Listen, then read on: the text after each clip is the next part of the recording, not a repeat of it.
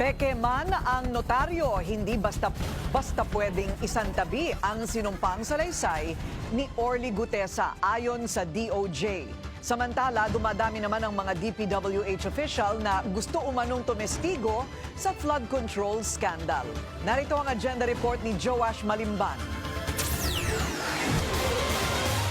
Sa kabila ng falsified notary ng affidavit ni Senate Witness Orly Gutesa, nilinaw ng Department of Justice na hindi nangangahulugang peke rin ang lahat ng mga detalyeng inilahad niya rito.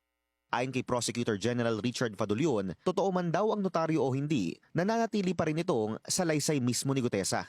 But as far as Gutesa is concerned, kung yung sinasabi niya, ito yung salaysay ko, hindi naman magbabago yan kung saan notaryohan o hindi. Di ba? Because the truthfulness or veracity is different from the fact that it is binding as far as he's concerned and insofar as third persons are concerned.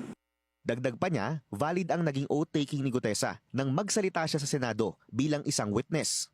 Doon sa Senado, nung siya nagsalita, siya ay pinanumpa muna. At yan, he's also bound by the oath that he took when he was in the Senate and when he testified before the Senate Blue Ribbon Committee. Ayon kay Fadulion, hindi pa raw nila nakakausap si Gutesa. Hindi pa rin daw ito nagpapahayag ng kanyang kagustuhan na maipasok sa Witness Protection Program. Pero aniya, isa ito sa mga tinitingnan nilang posibilidad, depende sa magiging evaluation nila, sakaling makipag-ugnayan ito sa ahensya. Matatanda ang hinatulan ng Manila Regional Trial Court na falsified ang notaryo ni Pechi Rose Espera sa sinumpaang salaysay ni Gutesa. Kasalukuyan itong nasa DOJ para maimbestigahan kung ano ang mga kasong maaaring isampa sa mga sangkot na individual. I think the case that was filed before the RTC was for the benefit of the notary, just to prove that I did not notarize that document. But it does not say that just because I did not notarize it, it means that the things that are stated there are lies.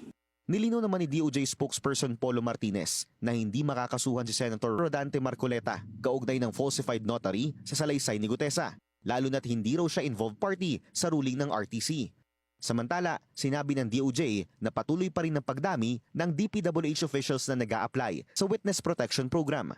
Patuloy din ang evaluation ng DOJ sa lahat ng application. Para sa agenda, Joash Malimban, Billionaire News Channel.